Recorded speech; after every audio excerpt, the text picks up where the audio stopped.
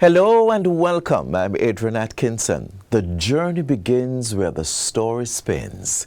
September wanes, its curtains draw near. Days grow shorter, nights stretch clear.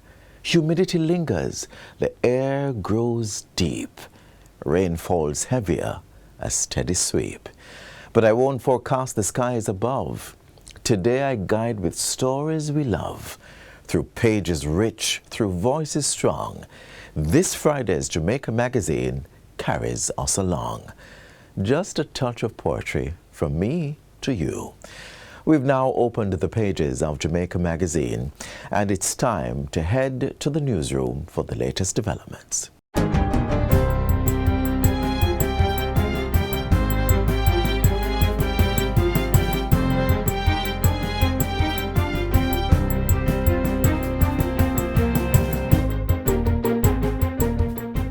Good day, I'm Theodore Henry, and this is your JIS News for Friday, September 26, 2025.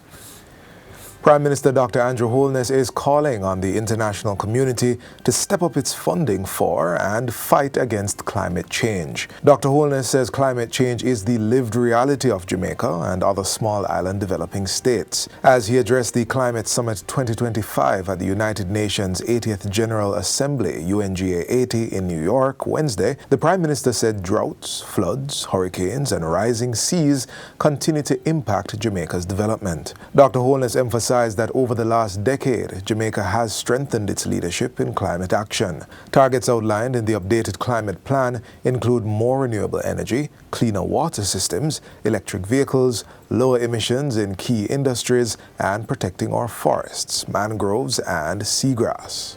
I am proud to announce that Jamaica submitted its further updated NDC 3.0, which is both comprehensive and realistic, and further aligns our ambitions with action.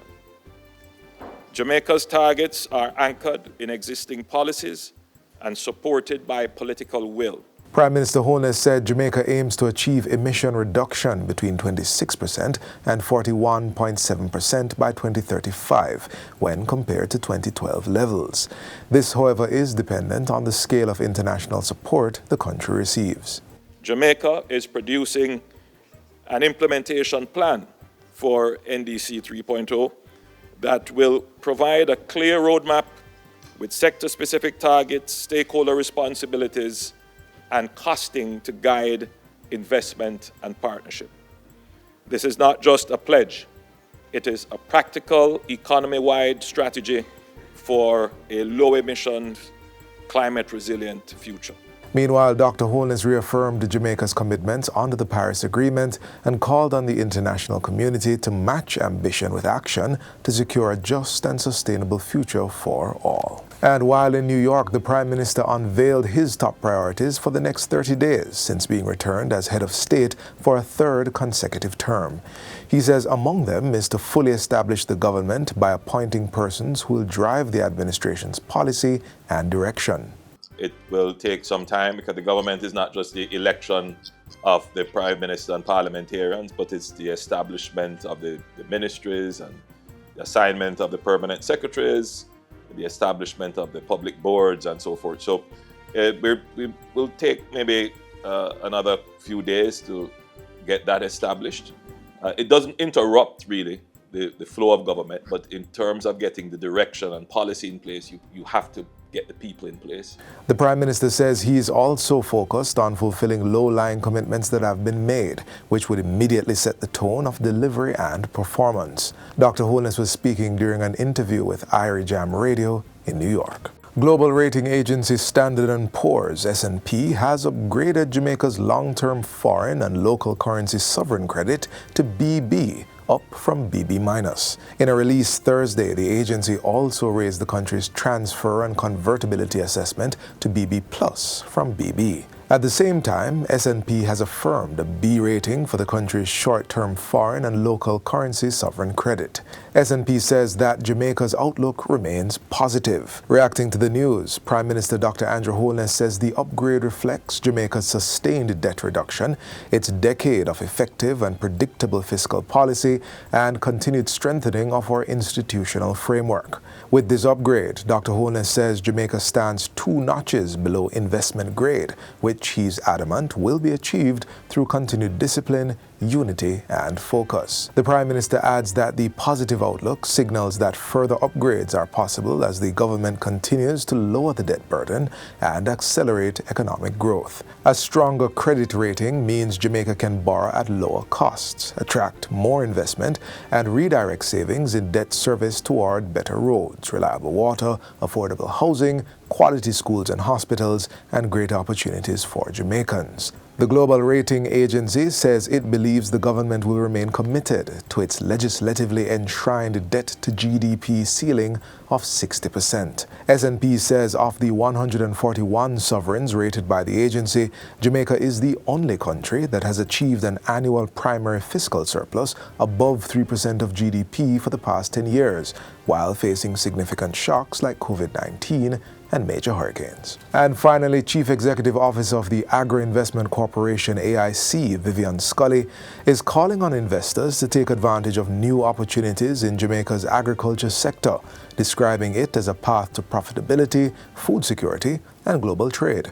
He made the appeal during the recently held Agribusiness Investment Forum in Montego Bay. Mr. Scully said the government has mapped out investment prospects in infrastructure, production, and processing, which are all supported by national policies. These projects are not just profitable, but they're aligned with our national goals for food security, climate resilience, and of course, export expansion. What we're offering: land, facilities, and of course, partnerships. All these backed by policy support to make Jamaica the next agricultural investment destination. The AIC Chief Executive Officer adds that expansion in cold storage, warehousing, roads, irrigation, and power supply will allow investors to co-own and operate key assets in partnership with government. Investors now have an opportunity to establish hubs that serve agro-parks, agro-processors, and exporters.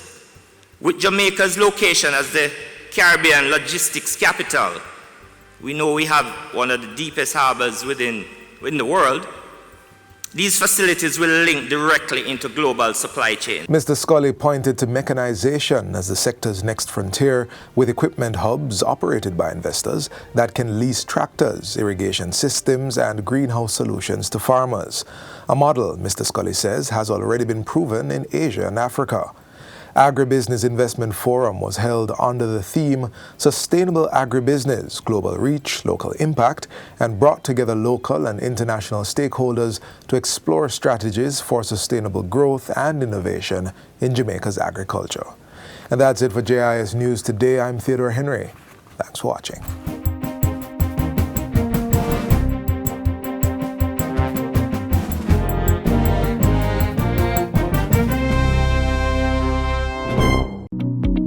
The Statistical Institute of Jamaica Statin will be conducting the 2025 Jamaica Survey of Living Conditions JSLC starting August 2025. For over 30 years, PIOJ analysis of JSLC data has helped to shape national policy, including on education, healthcare, and social support. When the JSLC team visits your home, participate. Your voice helps guide real solutions. For more information, visit statinja.gov.jm or WhatsApp Statin at 876-569-1083. Thank you so much for staying with us right here on Jamaica Magazine. For us to truly build an inclusive society, we must create pathways of opportunity for everyone, including persons with disabilities. Our next feature takes a closer look at how each of us can play a part in shaping a world where inclusion is not just an idea, but a way of life.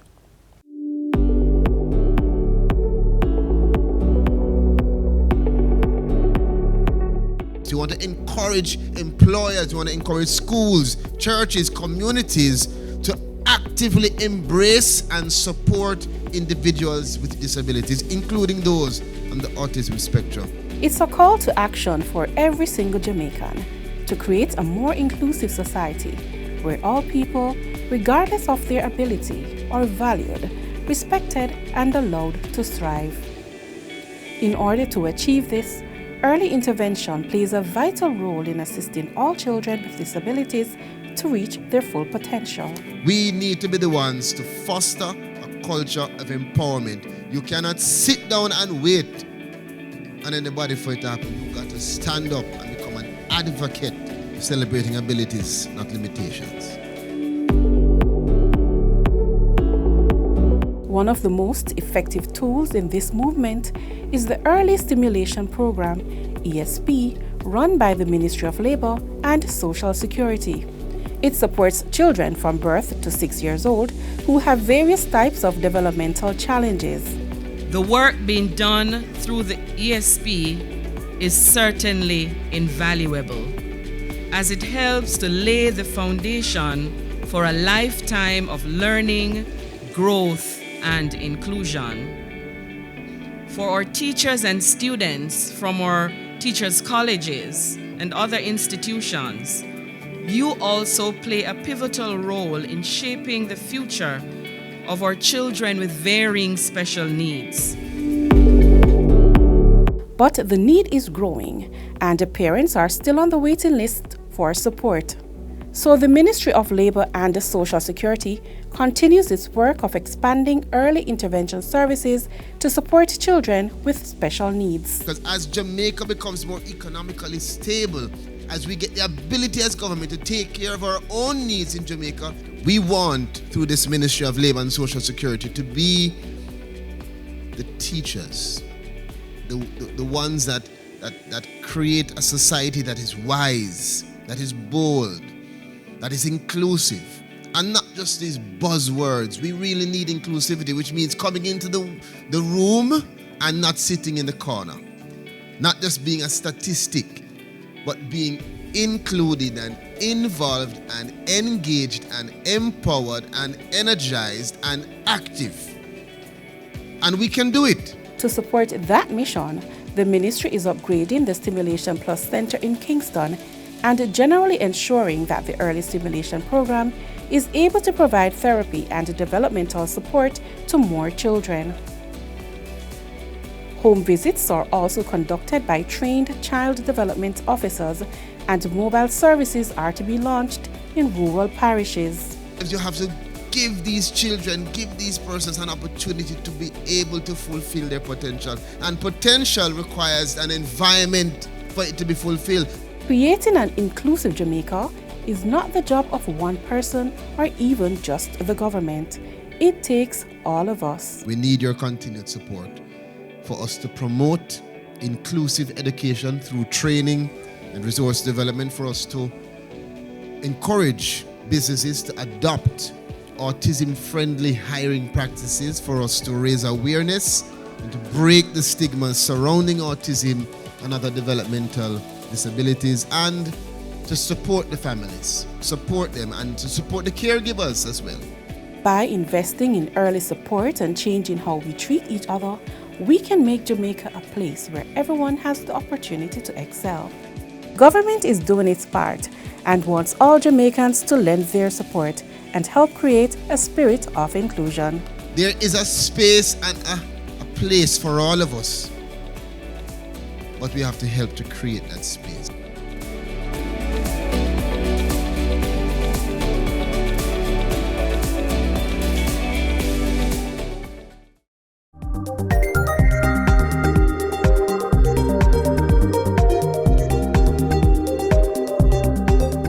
Now we take an inside look at how applicants are selected for the Overseas Farm Work Program and explore the many ways it benefits Jamaicans.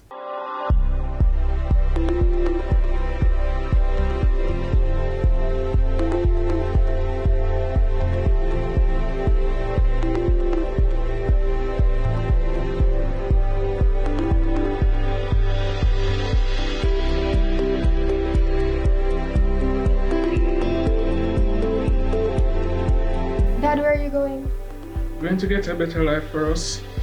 For thousands of Jamaicans, this exchange captures the bittersweet reality of leaving home to work on farms overseas. And behind every journey lies a carefully regulated system run by the Ministry of Labour and Social Security, designed to ensure that opportunities abroad are safe, legitimate, and structured.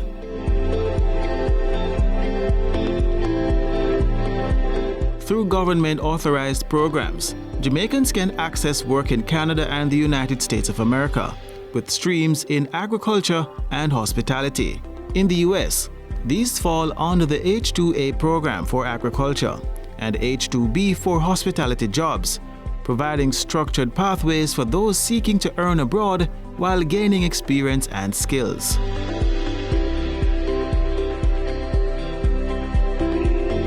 In Canada, applicants can participate in the Seasonal Agricultural Workers Program SAWP, which falls under the W1 category for agricultural employment.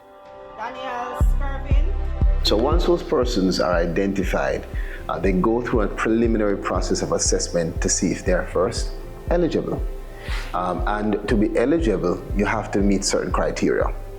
You have to be between the ages of 21 and 45. You have to be a Jamaican national. You have to be literate and numerate. You have to be fit physically. You have to have the ability to do the work that will be required of you. And this is also a big part of the assessment in terms now, in recent times, of your psychometric capacity. From there, ministry experts and liaison officers meet candidates one-on-one, assessing readiness, fitness, and technical knowledge to determine their readiness for the program. Do you know about farming, which is another one of the criteria? Do you have any experience in this area? To tick off the boxes of your fitness, whether it is physically or mentally, to do the job. Again, that moves through that process, and then you go to another stage. If you are selected at that stage, you move on. Those who fall short are not left behind. Under the No One Left Behind policy, individuals may receive Heart NSTA Trust training, literacy support, or rehabilitation grants to start small businesses at home, ensuring everyone has a second chance. An important point to stress, there is no fee to apply, and recruitments are not done through social media. Because of the widespan reach of social media and the ease for persons to just create pages, many persons have created pages with my image, with other persons who are connected to the program, their image, and have given the impression that we are recruiting through social media. That will never be done, and that is not done by the Ministry of Labour. So once you see that, you know immediately you should be on alert. There's a preliminary training for all persons who have been selected. We work with our partners in the US and Canada to see how we can expedite and facilitate their application for visa. Our liaison service starts here with the team here at East Street, facilitating their travel, giving them whatever support for medical evaluation and anything else that is needed in terms of placement at the different farms. And they go from A to Z in terms of support along the entire chain, the entire journey that takes them from their home to East Street, to the airport, to Canada or to the US. Or liaison officers will then take charge to the whole experience that they have, the lived experience, wherever they are placed. While the agriculture stream remains the most recognized, the hospitality stream is growing, offering jobs in hotels, housekeeping, and culinary services, particularly opening doors for women. But unlike farm work, hospitality placement requires certification, often through the Heart NSTA Trust and industry experience. At its core, the Overseas Employment Program is about more than earning foreign wages. The Overseas Program has provided significant opportunity for thousands of Jamaicans. You have 16,000 Jamaicans over there between the US and Canada, and significant financial gain for individuals who can use that to support their children going to school, to support the building of their homes, development in their own community, and to come back home. The goal is for you to go over, get work, make money, and help Jamaica. It is about mobility, empowerment, and building bridges between opportunity abroad and progress at home. Each suitcase that leaves Jamaica carries a dream, and more often than not, it returns with a brighter future.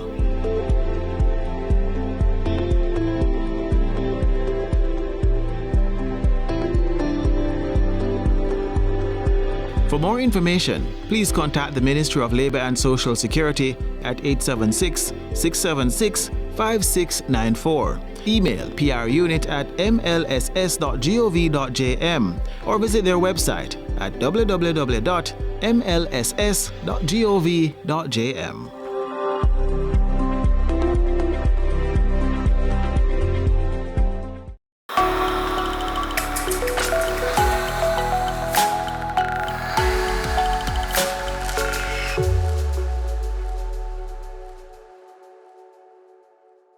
Soon, Jamaica's health system will be fully connected with digital records that follow you to any medical facility with just a click.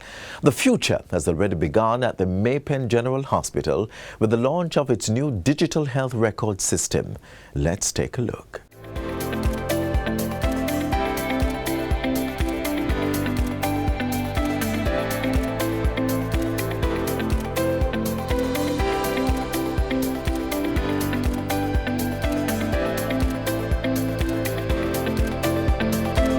The digital transformation of Jamaica's public health sector is progressing, and a key component is the implementation of an electronic health record EHR system. Electronic Health Record System, System 1, or SI for short.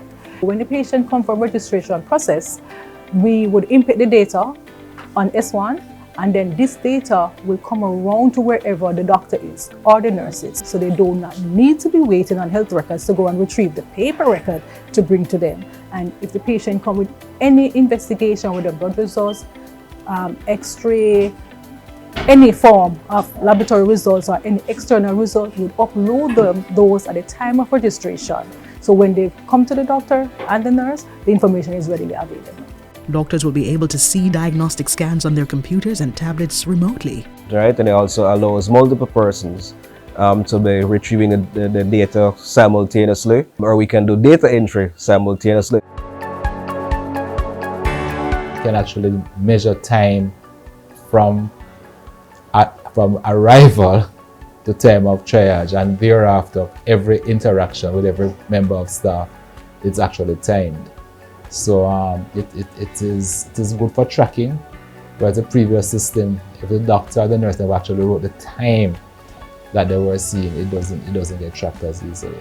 It's a shift from paper-based health records management that is allowing improved patient care coordination, enhanced data accuracy, and better decision-making by medical personnel. The names come up on the system, and as they are seen, there's a color change, so you know which one is seen by the nurse, which one is already seen by the doctor, which one is discharged. So each one of those, if there's no color change, you know that person has not yet been seen. So in terms of efficiency, that's excellent. The EHR is being implemented by the Ministry of Health as part of the Health Systems Strengthening Project, valued at over $5 million. The EHR allows for not just patient registration, but also appointment scheduling and patient assignment in the triage process. I know that for the outpatients department, definitely throughput is much faster, and the chance of people getting missed or neglected in the clinic is almost nil now.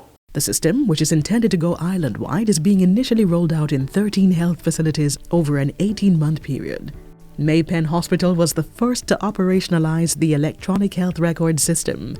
The reason why we were the first, I think, is because we were the most ready to receive and accept such a new system. The first phase rollout will also include the Chapelton, Spanish Town, and St. Anne's Bay hospitals, as well as the Maypen West, Maypen East, and St. Jago health centers.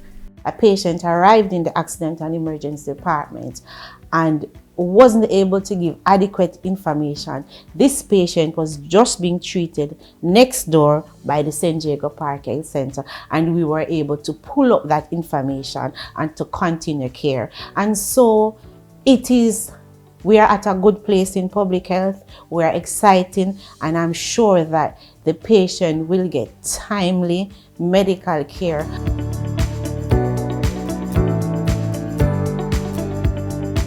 As a nurse in charge of the labor ward, for me, I have my 24-hour reports on a daily basis, and I am able to get the information at the end of the day for each client. Easy accessible, one click away.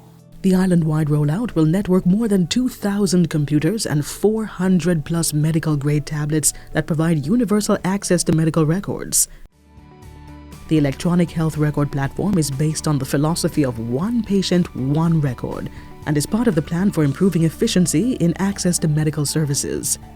And what that means is that whatever data that is inputted concerning the patient when they come to see a doctor at a health center or hospital in this case, that data is pulled up based on their unique identification number.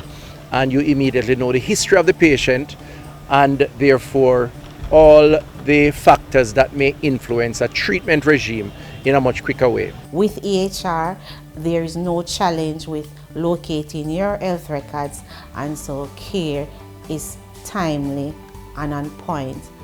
Data for the EHR is stored securely on multiple servers, and only authorized persons are allowed access. The confidentiality of the patient's record is actually critical. So it's not like anybody can get anybody's record at any time. There has to be special permission from the medical records department to actually release the notes, and then that's the only way we can access it.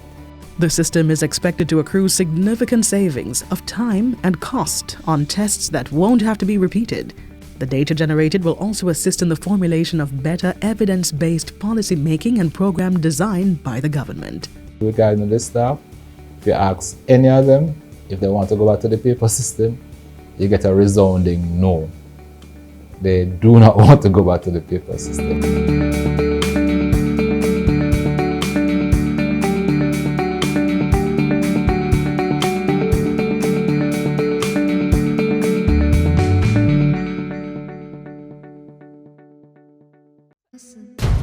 The JIS Creator Challenge is back.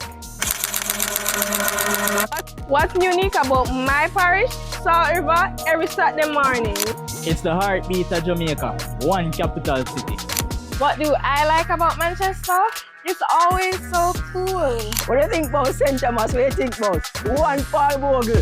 Now it's your turn. Create a video 1 minute or less under the theme, My Parish, My Pride. Show with the history, the landmarks, the people, the food, anything that's unique to your parish. Upload your entries to Instagram or TikTok and tag JIS Voice by October 31st. Follow us on all our platforms for more details on how to enter and the prizes to be won. Your parish, your story, your pride. Where are we upon? Join the JIS Creators Challenge today.